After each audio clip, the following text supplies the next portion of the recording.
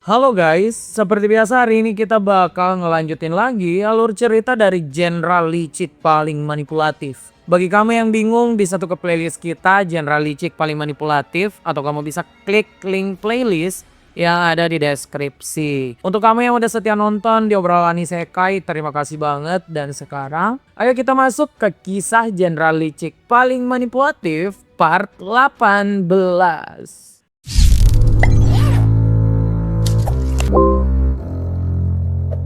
Di video sebelumnya, kita kan udah lihat tuh Lee Kyung sedang berada dalam bahaya besar. Dia dan tim 7 lainnya itu ikut dalam ekspedisi berbahaya untuk masuk ke dalam dungeon bernama Cursed Shrine. Mereka di sana itu ada untuk menyelamatkan ketua dari Blue Guild. Nah, baru saja masuk ke dalam wilayah dungeon, mereka semua tuh ternyata terjebak dalam halusinasi mengerikan. Sekarang semua tuh udah mulai sadar kecuali Hayan. Hayan sekarang itu menggila mau menyerang semua orang cuma untuk bisa hidup berdua dengan Lee Kyung di bumi. Lalu Lee Kyung yang bisa menghentikan Hayan itu malah terjebak dalam ruang sihir yang dibuat oleh Hayan. Gawatnya, sihir ruang Hayan ini nggak bisa dihancurkan dengan sihir karena punya komposisi yang terlalu rumit. Lee Kyung itu butuh kekuatan fisik buat menghancurkan sihir ruang tersebut. Nah, satu-satunya harapan Lee Kyung sekarang untuk keluar dari sana adalah Park Do-gu. Semoga aja pria besar ini itu bisa menggunakan seluruh ototnya untuk mengeluarkan Lee Kyung dari sana sebelum Hayan menyerang semua orang. Doku yang sampai di sana jelas tuh langsung khawatir banget dengan apa yang terjadi dengan abangnya. Dogu langsung mukul sihir ruang tersebut yang membatasi mereka. Tapi apa? Dogu itu nggak cukup kuat untuk menghancurkan sihir ruang tersebut. Lee Kyung yang melihat Dogu nggak cukup kuat tentu saja kecewa. Jadi Lee Kyung tuh merasa harus melakukan hal yang bisa memompa semangat Dogu. Ya apalagi kalau bukan kisah percintaan yang mengharukan. Lee Kyung ini itu tiba-tiba nangis guys dan bilang kalau dia tuh mungkin aja mati di sana dan nggak melihat Dogu dan pacarnya untuk menikah. Wah, acting ini jelas langsung ampuh banget ngebuat Dogu menangis kayak kesetanan. Lee Kyung tentu saja seneng tuh karena aktingnya berhasil lagi. Lee Kyung cuma harus menambah sedikit bumbu lagi. Lee Kyung tuh kemudian bilang dia punya wasiat agar Dogu membahagiakan pacarnya, lalu mereka menikah dan punya anak, kemudian bersama sampai tua. Nah, perkataan ini itu langsung membuat Dogu terpompa. Dengan segenap keyakinannya, Dogu tuh mukul dengan keras si ruang tersebut. Di sini semua hal yang diharapkan telah terjadi. Lee Kyung itu udah keluar dari sihir ruang Hayan. Hayan yang punya sihir ruang tersebut jelas merasakan dong.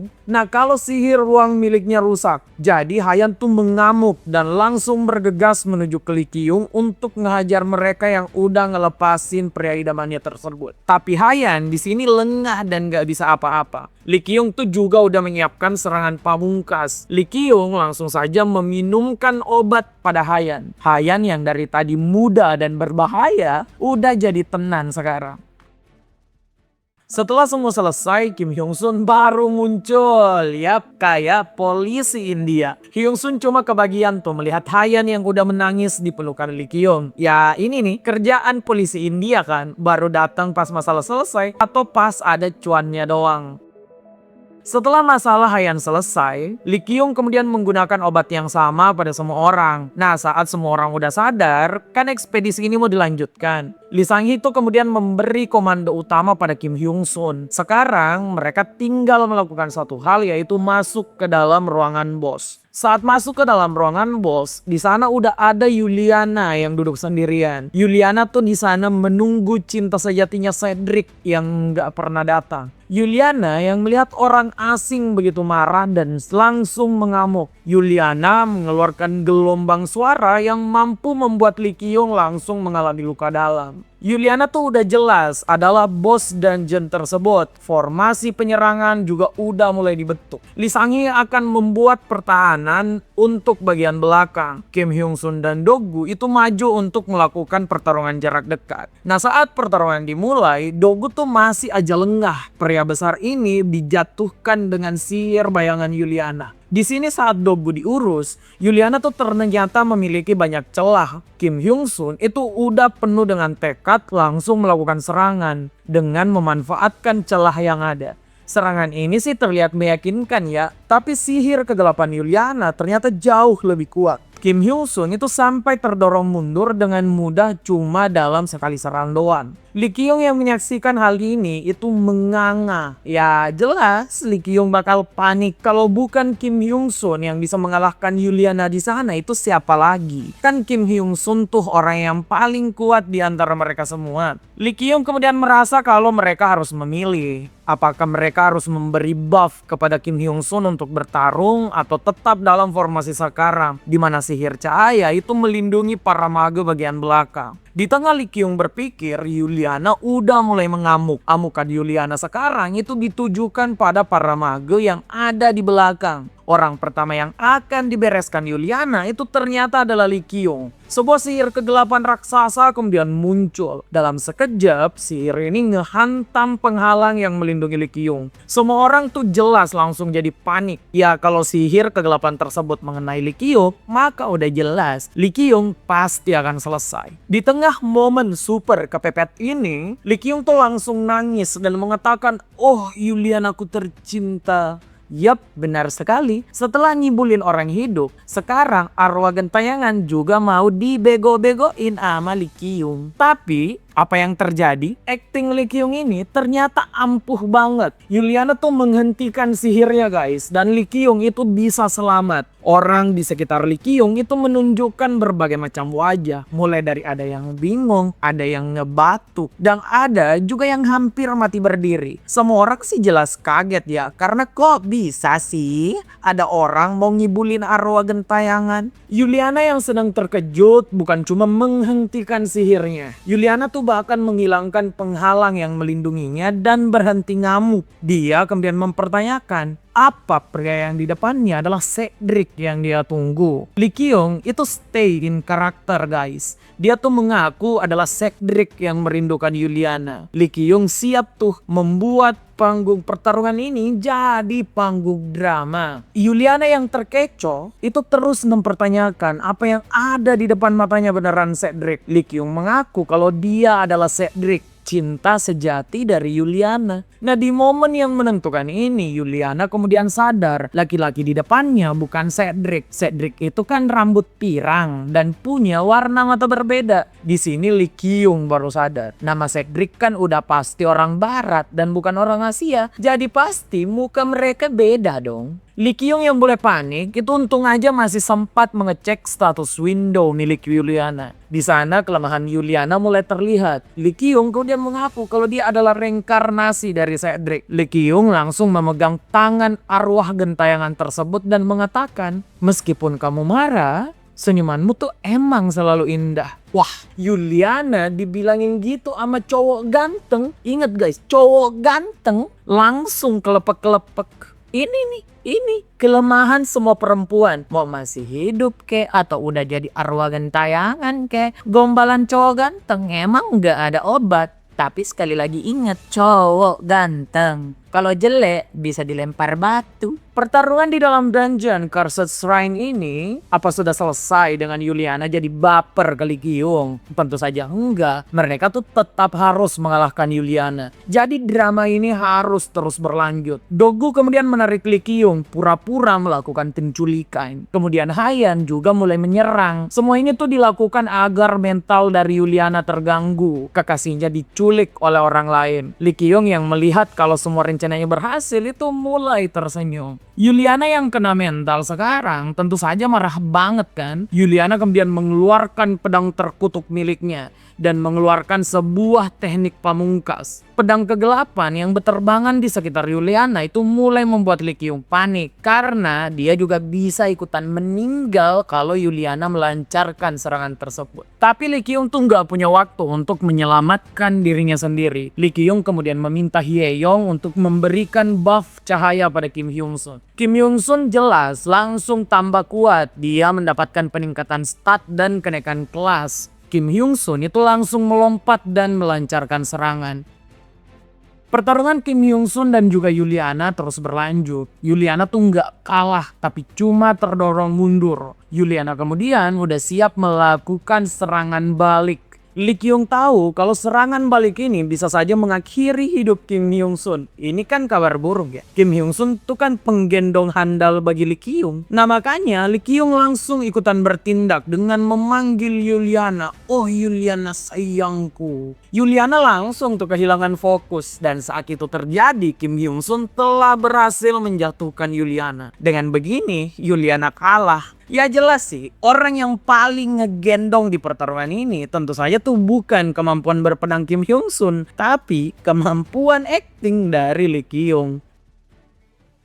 Yuliana yang telah dikalahkan masih sempat melihat wajah dari Lee Kyung. Yuliana tuh sebelum menghilang mengucapkan selamat tinggal pada kekasihnya. Lee Kyung yang menyaksikan ini sebenarnya senang karena semuanya tuh udah berakhir kan. Tapi dia juga masih punya nurani dong. Lee Kyung tuh lumayan merasa kasihan. Udah bego-begoin Ahwa Gentayang. Setelah semua berakhir, Lee Sang-hee baru muncul ya. Entah dari mana wakil ketua guild kita ini guys. Saat Sang-hee menghampiri Kim Hyung Sun dan Lee Kyung, sebuah hal aneh kemudian terjadi. Pedang kutukan Yuliana bangkit dan itu ternyata akan melakukan ritual pemilihan. Ya karena itu adalah pedang, tentu saja tuh semua setuju kan kalau pedang tersebut adalah milik dari Kim Hyung Sun, sang pengguna pedang paling OP di kelompok mereka. Lee Kyung tuh sampai mengucapkan selamat karena Kim Hyung Sun mendapatkan pedang rank legendary. Kim Hyung Sun juga berterima kasih telah mendapatkan bantuan dari Lee Kyung di pertarungan tadi. Saat Kim Hyung Sun maju untuk melakukan ritual pemilihan, Kim Hyung Sun tuh lega.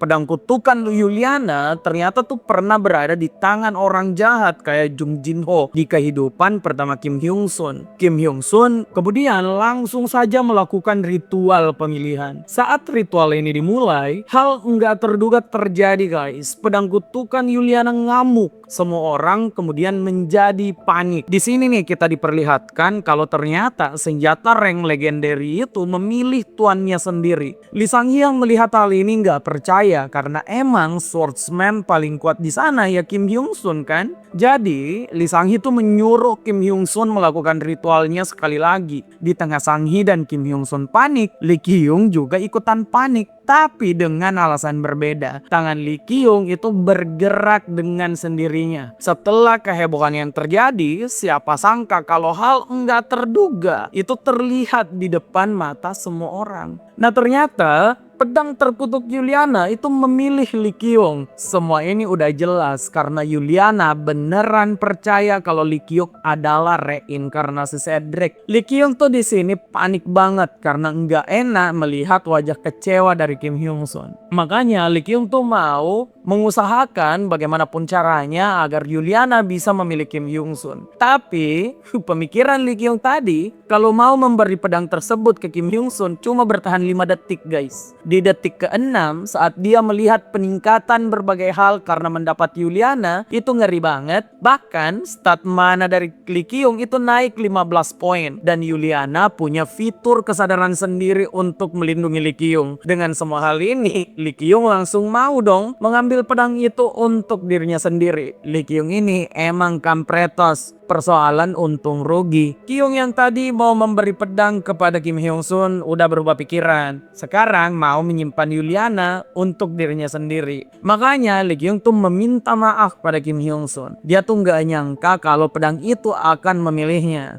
Ya secara teknis kan emang bener Yuliana tuh yang milih Lee Kyung. Kim Hyung Sun kemudian bilang kalau itu nggak jadi masalah. Lagi pula Kim Hyung Sun tuh sadar kalau dungeon tadi diselesaikan karena dia digendong oleh Lee Kyung. Kim Hyung Sun kemudian menambahkan karena sekarang Lee Kyung punya pedang rank legendary, mau tidak mau Lee Kyung harus dong mulai berlatih pedang. Kan Kim Hyung Sun tuh bilang dia nggak sabar menanti mereka bisa sparring. Lee Kyung yang ngedengar hal ini tentu saja tahu kalau Kim Hyung Sun itu cemburu karena enggak dipilih oleh Yuliana. Persoalan sparring, Lee Kyung sih peduli setan ya. Dia bisa dibelah Kim Hyung Sun tuh kalau mereka beneran sparring. Beberapa saat kemudian kehebohan baru terjadi guys. Salah satu member dari Blue Guild melaporkan mereka menemukan guild master mereka. Lee Sang-hee jelas langsung panik dan Kim Hyung Sun itu membuat tatapan yang datar.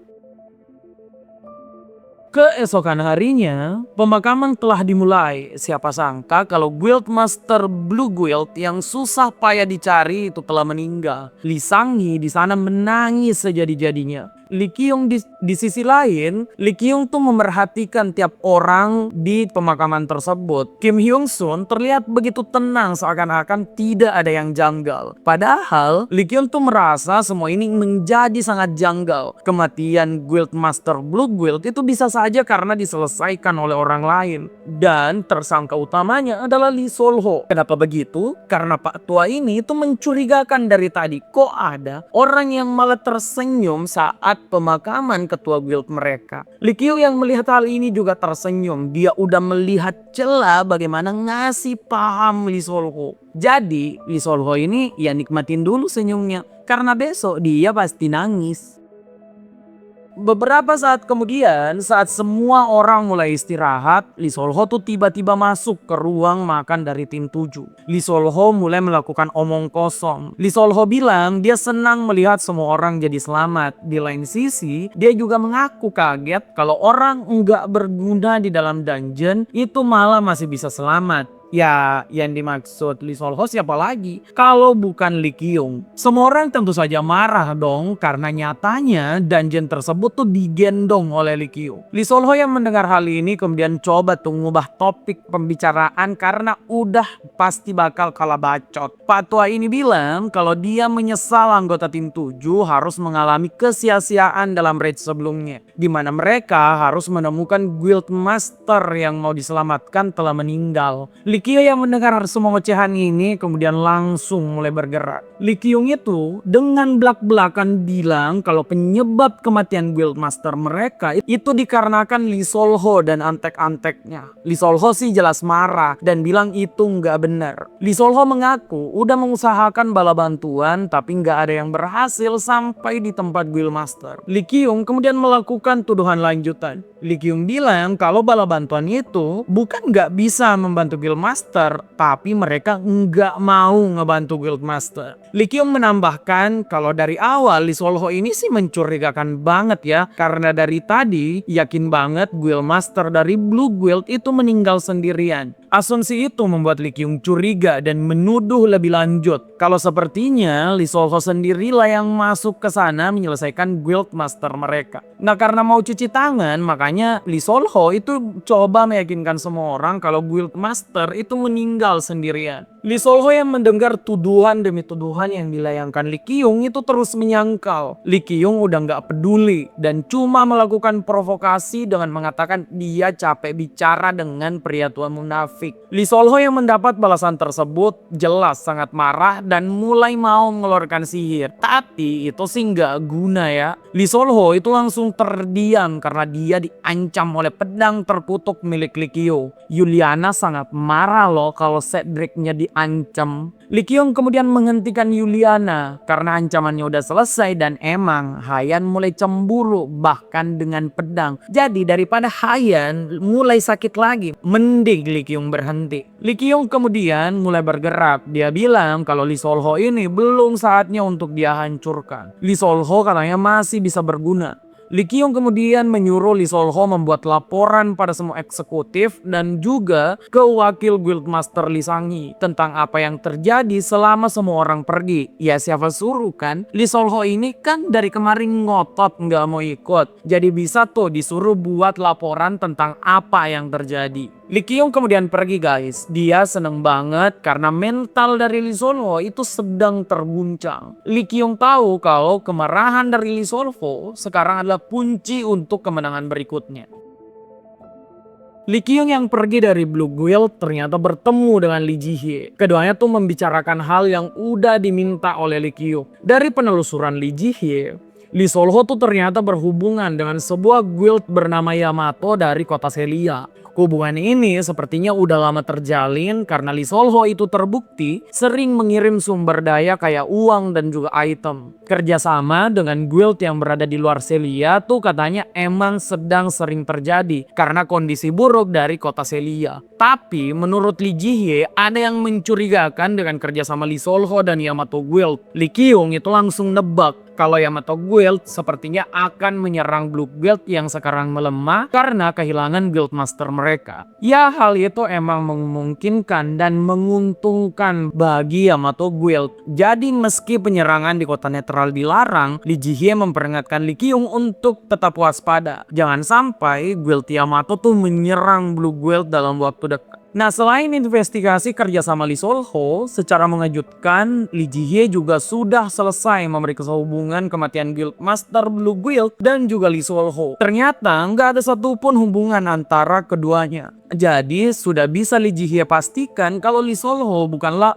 pembunuh dari Master Blue Guild. Lee Ki-young yang ngedengar hal ini kemudian bergumam dan bilang kalau memang gak ada bukti Lee Sol-ho terlibat dalam kematian Guildmaster, maka mereka kan cuma butuh untuk membuat bukti palsu. Lee Ji-hye yang ngedenger hal ini kalau mereka mau buat bukti palsu, itu membuat tatapan membingungkan Lee Ki-young sampai canggung karena dia itu baru tahu Ji-hye nggak sesadis dirinya yang mau memanipulasi bukti. Tapi sedikit kemudian Lee Ki-young bisa tenang guys. Ji-hye itu mengeluarkan sebuah ramuan dari dalam tasnya. Ji-hye bilang ramuan itu tuh yang bakal mereka pakai untuk membuat bukti palsu. Lee Sol-ho bakal dipercaya jadi pelaku sah dari kematian Guildmaster Blue Guild. Ya ini sih udah jelas ya. Pak Tua Lee Sol-ho itu udah salah pilih lawan. Ular kepala 9 kok dilawan.